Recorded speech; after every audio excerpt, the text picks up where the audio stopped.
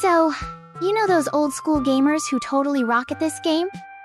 They've got this amazing knack for knowing exactly what moves to make, when to make them, and how to use every ability like it's second nature.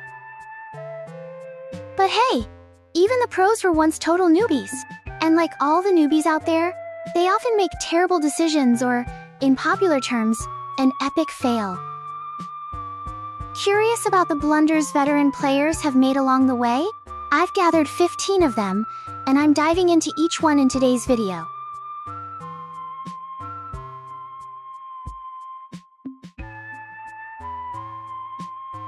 Let's kick off this list with the Seer's ability.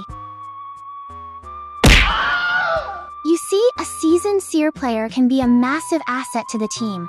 They're like a lifesaver, a top-notch rescuer, and an expert kiter, all thanks to their owl ability. Some folks even consider the Seer a meta character. Still, even the most seasoned players have likely experienced mishaps like mistakenly sending their owl to the wrong teammate, or worse, sending it to themselves. I bet these veteran Seers have found themselves in situations where their teammates were in distress, crying out for help, only to accidentally dispatch the owl to someone busy decoding far from the hunter, leaving the kiter in even deeper trouble. Tough break, right?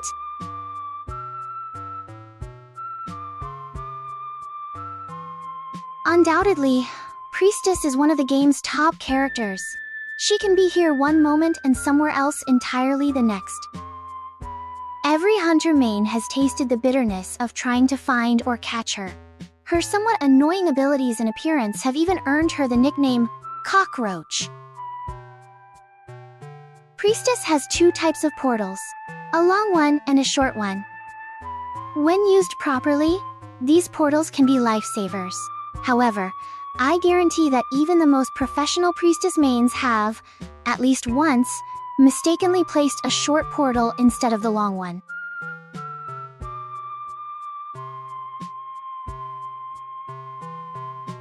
Teleport is a game changer for hunters and a real scare for survivors.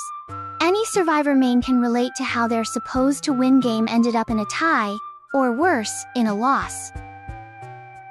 Along with detention, teleport is a nightmare for every survivor. But hey, it's only a nightmare if the hunter nails the right gate to teleport to.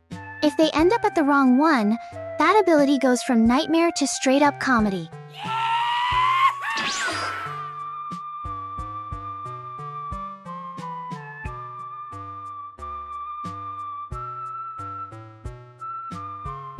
Having a postman on your team is awesome because he's got your back whether you're kiting, decoding, or rescuing. And it's all thanks to his ability to send letters to the survivors. Still, just like real-life postmen who occasionally send letters to the wrong person, the postmen in this game can also make mistakes. They might send a decoding buff to someone who's kiting in panic, or vice versa. And you know what? I bet every S-badged postman has done that at least once in their lifetime.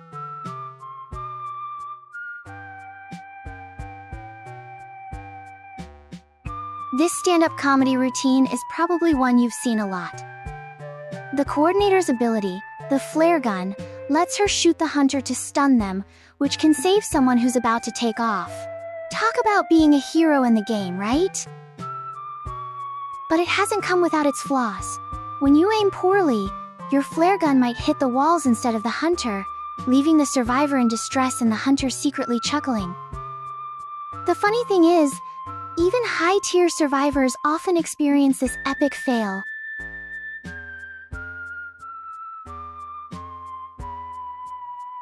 Honestly, I don't think I need to elaborate much on this.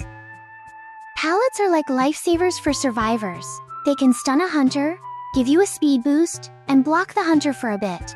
But it all happens when you drop them at just the right time and in just the right place. But you know what's funny? Even the most seasoned pros have had their fair share of dropping pallets on the wrong side, right where the hunter happens to be. That either leads to a direct hit for them, or, worse, a terror shock.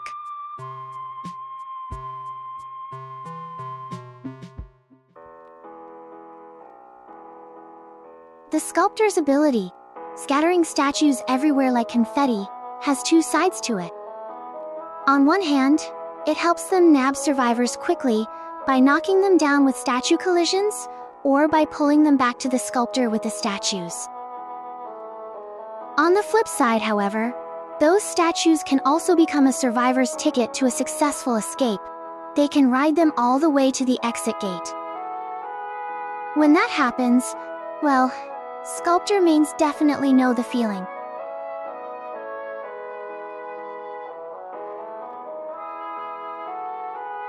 The Kung Fu Master, the Antiquarian, is like a living nightmare for hunters. With their bamboo ability, not only they can whack the hunters repeatedly, but they can also leap over obstacles like it's nobody's business. They've even earned the nickname the Hunter Killer. But hey, mistakes happen to Antiquarian mains too sometimes.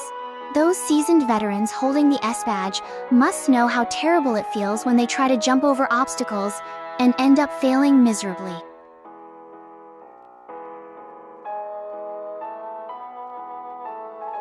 Besides the priestess, there's the enchantress, the prospector, or any other harassers in particular that really amp up the horror vibes for the hunter in this game.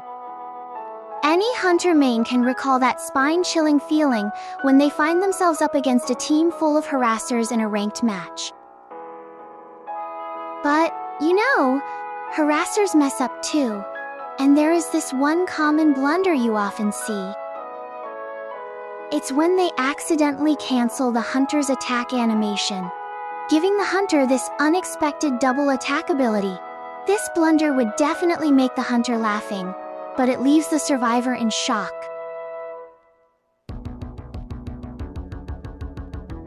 Ever Sleeping Town is where some of the funniest moments in this game happen. You can push your teammates into the tram, or even worse, accidentally shove yourself onto it and host your own impromptu stand-up comedy show. Let's face it, any Wu Chang, Hermit, Mary, or Geisha users with an S badge have, at least once, teleported to where the tram is, only to get run over by it and secretly make the survivors laugh.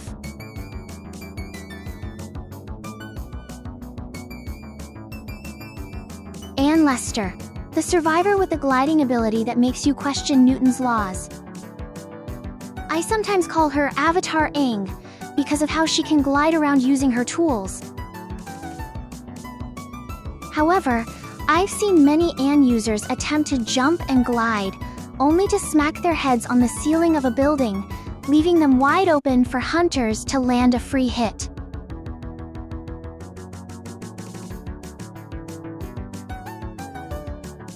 You ever get that awesome feeling when the embalmer turns a loss into a win? Well, folks, you've just met a top-notch embalmer in the game.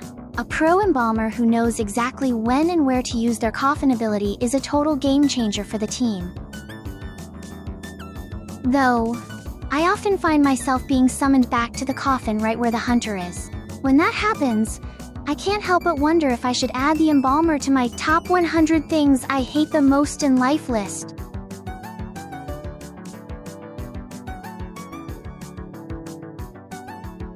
Avoiding the prospector at all costs might just be a smart move in this game, whether you're playing as a hunter or a survivor.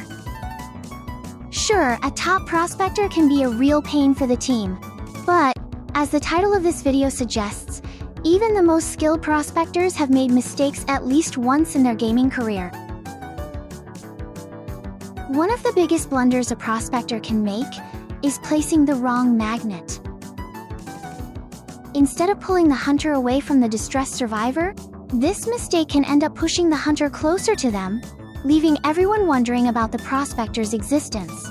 The same can happen when they unintentionally pull the hunter closer to themselves instead of pushing them away.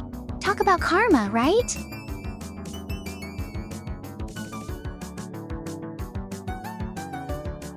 In the early stages of playing the game, when you have little to no knowledge besides running away from the hunter, you might find yourself fleeing from the hunter and then crouching in a spot with no way out, hoping they won't find you. But guess what? They always do.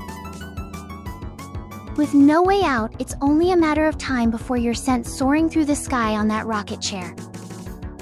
If the hunter feels merciful though, they might spare you and let you escape through a dungeon.